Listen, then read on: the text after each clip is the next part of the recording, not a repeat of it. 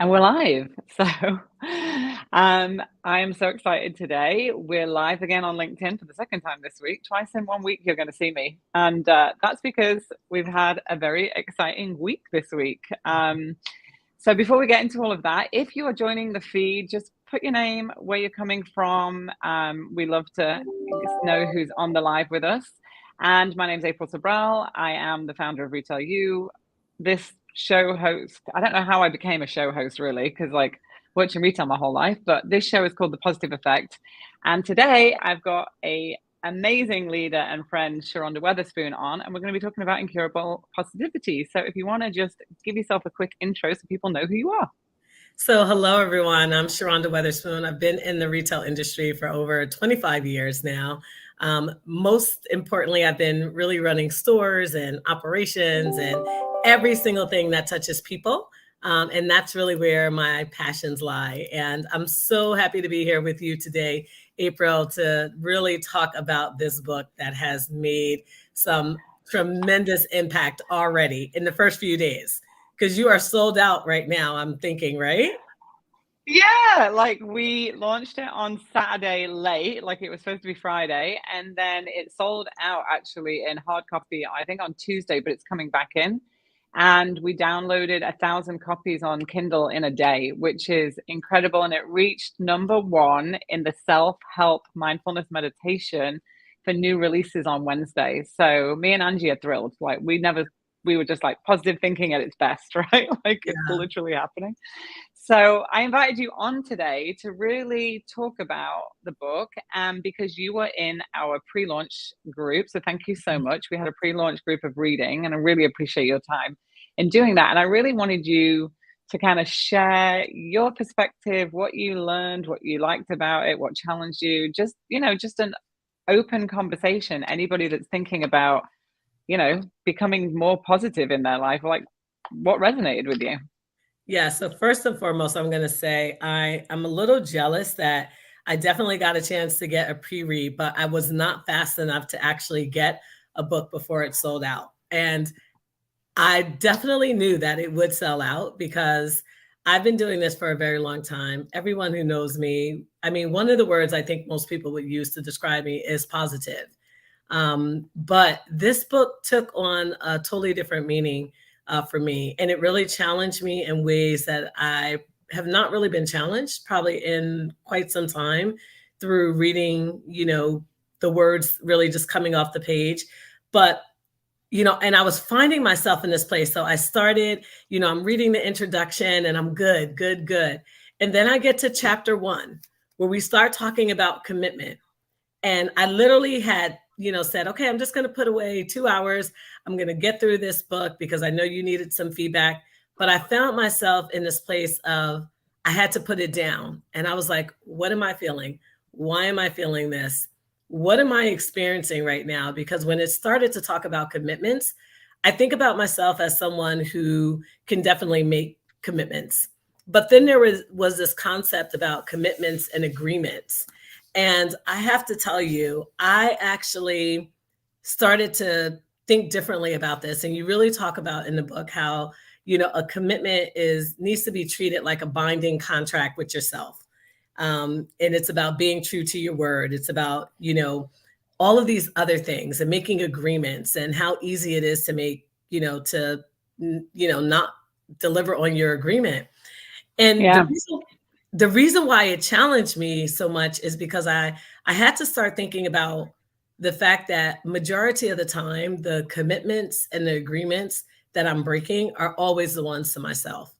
I'm going the extra mile for everyone else. I'm doing everything I can to make sure that I'm being true to my word. But when it comes to agreements that I'm making for myself, whether they're small or whether they're big, sometimes I don't always treat them with the highest level of priority.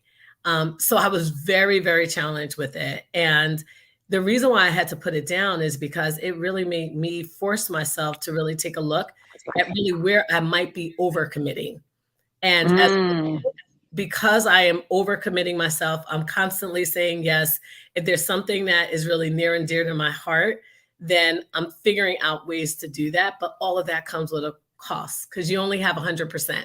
even though we like to say we're giving people 110%, the reality is that you only have 100%. And what I found is that, even if I needed that 10% for myself, the part that was really suffering was the commitments and the agreements that I was making to me.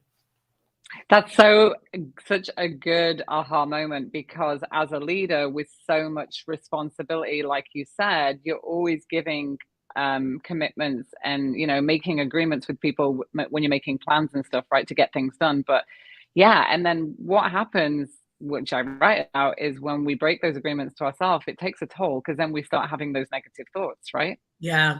And then I think the other part that really challenged me, and granted, I'm still on chapter 1 by this time period. I'm going back to it a few different times. But the other reflection for me is really asking myself the question, what have I not committed to because of fear? Because although you don't talk about that directly, that was one of the reflections that I had. Because sometimes it's easy to make a commitment if you know that you can do it, or you know that you can deliver. But then I had to say, you know what, there are these things that I am not committing to because of fear that I might not be successful, or fear that I might not get it accomplished, fear that I might not be able to keep my word in this area. So then I had to make a whole nother list of what I'm not committing to because of fear. What have I not agreed to because I don't know if I can get it done, or I might not be able to understand all of the people that I might need to connect with to be able to help me to get something done. So that's kind of like that's why I was with chapter 1. And I was like, oh my gosh, I thought I was going to be able to get through this in 2 hours, because I'm a pretty fast reader. I retain really information pretty quickly. But I was like, what is happening to me on chapter 1? So that's kind of like what I experienced. I mean, I love that, because, and I don't talk about fears in this, but I love that, because those self-reflective questions at the end of every chapter really make you think, right? So like the first question in the commitment is, what commitments have you made to yourself that you have not yet followed through on? And that probably prompted some of that, which is such a good perspective. I love learning what readers take away, and if it can shift and help in any way, make you think deeper, because I always say you only get answers to the questions you ask, and sometimes we just don't take the time to ask ourselves those questions. Yeah, it's brilliant. Absolutely. I mean, and when I talk about this whole concept, like I said, if you were to ask most people about me, they would probably use the word positive to describe my demeanor, how I interact. It's something that I really do pride myself on. And really, this whole concept of reframing your thoughts, I've been pretty successful at being able to do that. I know when I'm getting into this place where, I'm allowing negativity to seep in, I understand, like, I'm very conscious of the power of words. And, I use a phrase, and we use it at my church, where we say, I cancel the power of those words, because that words, have meaning and have energy. And when you're speaking things into existence, they can come into existence. So I feel like, that part, check. I've nailed that part.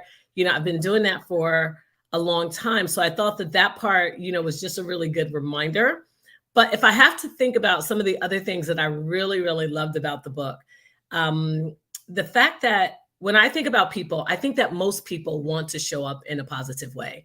I don't think most people are like, I want to be known as a negative person, or I want to be known as a naysayer all the time. I think most people genuinely want to show up as positive, as optimistic, and without negativity.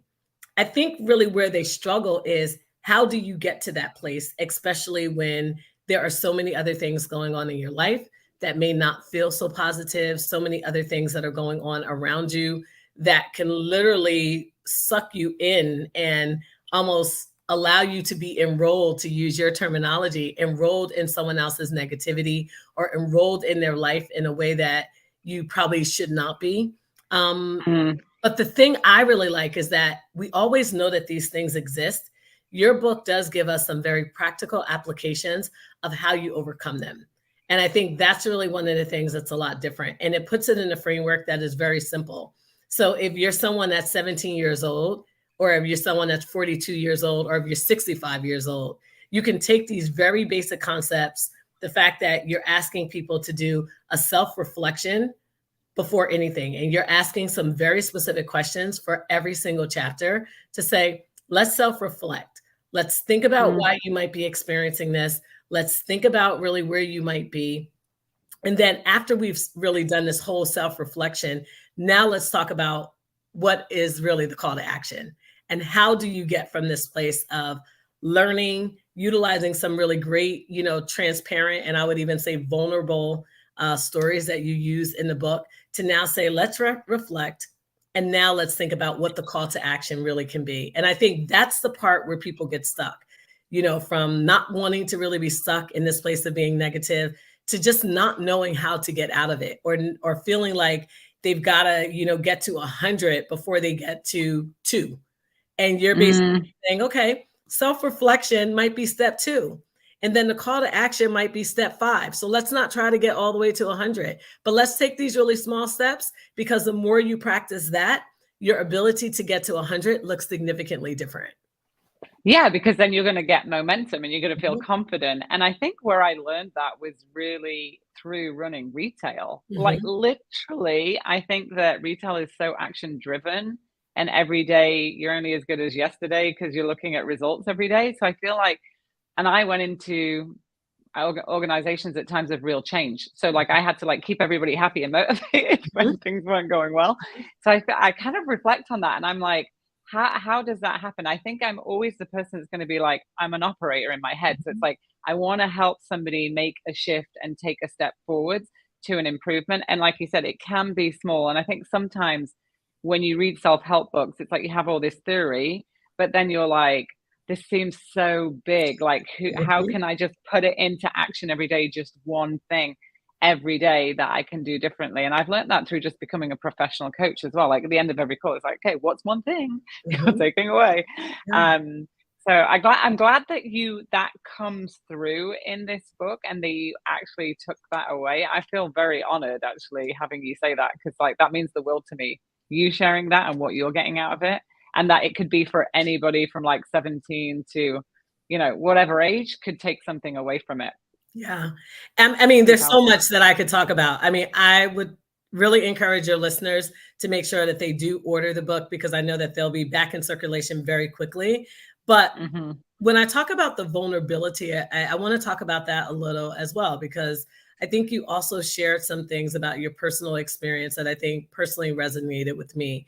You didn't say it specifically, but it was this concept of scarcity, where you were saying that a lot of times you were, afraid because you felt like you couldn't pay your rent, or because a bill wouldn't get paid. And not because they didn't get paid, but because you felt that way. And, most recently I've been talking about this whole notion that, at some point in my career, I always felt like feelings were not facts. As I've matured, I've realized that feelings are facts. And, you can be in a situation where you might be financially stable, but if in your mind you don't feel that way, then that creates a whole different dialogue. Oh, yeah. A totally different story in your mind, where sometimes it's not always easy to manifest things, because your situation, that is what is real to you. So even though you were able to pay your bills, even though you never went, without having a place, the fact that you actually had that type of thinking really challenged you to really make some decisions. So when we're talking about this whole concept of fear, that's, I was really linking all of these things. And sometimes fear really cripples us and doesn't allow us to be as positive as we need to be. So that for me was also a very key defining moment, reading that portion and really saying, wow, this really resonates with me, because I do know that, there's been times where I've suffered from that same exact thing.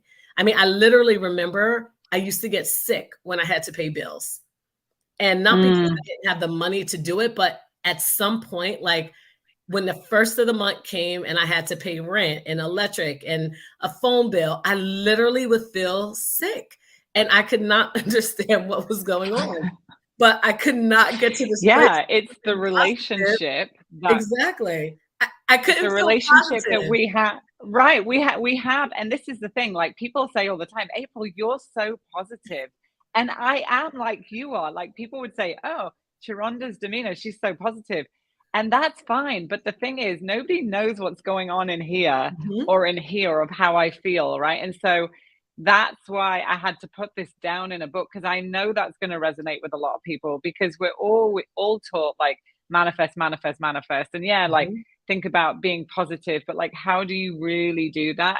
And you kind of have to acknowledge things for them to dissipate, right? Like you can't just keep pushing it under the rug, because I've read self-help my whole life, and my mom was an American hippie, right? Like she sent me Abraham Hicks 20 years ago. Thankfully, she was training my brain 20 years ago. But it's and I've done the same thing with my kids. But at the end of the day, it's like nobody really knows what's going on inside you. I know, and I hope that really resonates with a lot of people, because I am positive, but I really work at it. I believe positive thinking is a skill that you have to practice every day, just like anything else that you want to be the master at. It's repeated. And I do talk about the power of prayer in this book, and say, like, if we understand that concept of we pray for things when people are sick and when people need help, then why aren't we thinking about that on a daily basis? Like our thoughts have so much power, our words have so much power, right? Like just in general terms.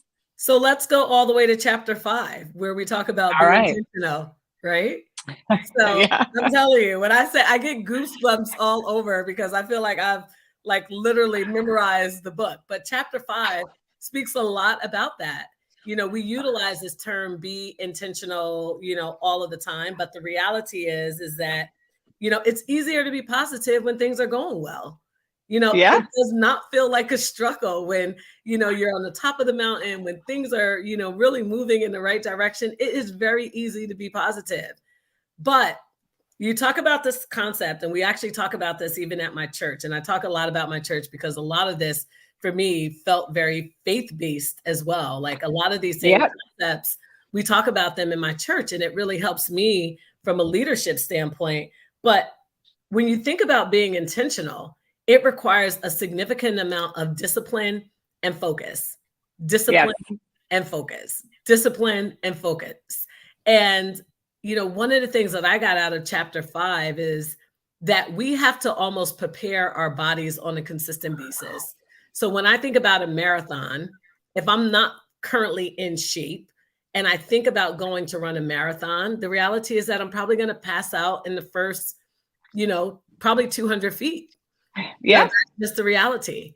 But if I'm constantly training my mind and training my body to operate in a way, then my ability to go out and do something is going to be a lot easier. It's just the way that things work. If I don't have enough stored up, I call it this whole concept of deposits and withdrawals. When I think about even prayer, for me, I pray because I know at some point things might not be happening to me right now, but there is going to come a point where I'm going to need to have this stored up prayer to really be able to carry me through my next journey or, these tough times. Because the reality is that if you live long enough, not everything is going to go your way. You're going to hear a lot more no's than yeses. There are going to be times where you're at the top of the mountain. And then there's also going to be times where you are feeling like you are in the valley and by yourself. And the things that you do to really create discipline and focus really helps you while you're in that valley state to now start to climb back up to get closer to the top of the mountain once again. I love that. It's funny because I was having a conversation with my daughter this week because she just got here, and we, talk about these things positive, and we've always had these kind of discussions about faith and the universe and whatever you want to say. And she said this morning, she goes, I was having this conversation. Hopefully she's okay with me sharing this, but she had this conversation with me this morning. She said she's in music, and somebody asked her, like, do you have a manager? And she said, yeah, the universe is my manager. And I was like, whoa. I was like, that is so powerful. She's like, yeah, it makes me feel complete, receiving. I have something to lean on. It's there supporting me. And I was like, God, that's just such positive thinking at its best. Like having that power of belief and that power of faith that somebody's got you, because it puts you in this receiving mode versus resistance mode, right? Like, because resistance and then that negative spiral again going against what you can actually bring into your life. And I was like, I just want to share that because that's exactly what you're talking about. It's just so powerful. Yeah. I mean, so there's just so much. I really, like I said, I want to encourage your listeners to go out and really get the book, because when I think about my own personal journey, I could have very easily said, I'm a positive person. Most people use that word to describe me. Not really sure how much I'm going to really learn. But if you're really committed to really being able to do some things differently, being able to challenge yourself in different ways and not just doing things that are status quo. If you're someone who really wants to continue to be a lifetime learner because you're thinking about things differently and you're thinking about how you personally need to improve, I think this book is for you. This book is, it's a very easy read unless you're like me and get really stuck with, the commitment part and agreement. Everyone's like, you wrote a book about positive thinking and you put commitment as the first chapter. That just kind of seems kind of serious. And I was like, there's a reason why it's there. Yeah. No, but I have to tell you, I think that it was great because of the fact that, I had some misconceptions and I was like, oh, well, I'm just going to read this. I'm going to give her my nice and warm and fuzzy review. It's probably not going to pertain to me because I'm already very positive, not really certain how much I'm going to be able to take away from it. But then what I found is that I had like 6 pages of notes just from reading, getting the pre-read. And I was like, oh my gosh. So what I'm really hoping comes out of it, and I don't know if this is in the works, April, but I feel like it needs a workbook. I think you really ask some very targeted questions when you look at the portion around self-reflection and call to action. I would love for it to be a workbook. When I think about getting, my friends and family together, I want to be able to do these exercises with them. And the reason why I want it to be a workbook as well to accompany it is because I think it's also something very powerful when you write something down and you start to go public and have an accountability partner. Because sometimes, the other part that I thought about, when I was reading the book is that it's important to have someone that's also knows what you're trying to do with your call to action and really helping to keep you accountable. Because sometimes our call to action is quiet. So it doesn't really create accountability. It's like almost like times where people are competing with you silently. No, if you want to compete, get in the arena, make it public, let people know that you are here and this is what you're trying to do. So that way, every single person around you can also support you in your journey. And I think that's important. And we don't probably spend enough time really thinking about the fact that you need people to help you. You need people to support you. You need people to say, you know what, Sharonda, that thought may not have been as positive. And I know that you are working on having a more positive mindset. You need those checks and balances. And I think it's good. So I'm hoping. There is. Oh my God. So when I wrote the positive effect, the same thing happened. People were like, can you turn this into a workbook? And that's where the Live Purposely, Lead Positively workbook came from, which is funny because it literally takes you through the 3 pillars in activities, which now we're training in a workshop, which is kind of funny. It's all evolved. But yes, there is a workbook coming and that will be out in the next week because people keep asking me for it. So it's coming. Yeah, it's coming because I do recognize it. We just didn't want to make the book bigger. We wanted to keep it like really small and like so you can put it in a carry-on or, just put it in your bag and kind of carry it around with you. Because I'm somebody that has like these kind of little handbooks with me all the time when I'm traveling because I like reading and stuff every day. But there is a workbook coming, so you'll be happy about that. That's awesome. And then show the book again, because one of the things that I was also really encouraged about, like put it all the way in the frame. Yes. So when I saw this cover and I saw, all of the bright and beautiful colors, I was also inspired by that. And for whatever reason, like my eyes just were really drawn to it. I don't know if you've talked a little bit about some of the, the inspiration for the cover, because those colors, even though I'm someone who I tend to, wear black a whole lot. I don't know if it's just this retail thing, but just seeing it also made me feel very happy.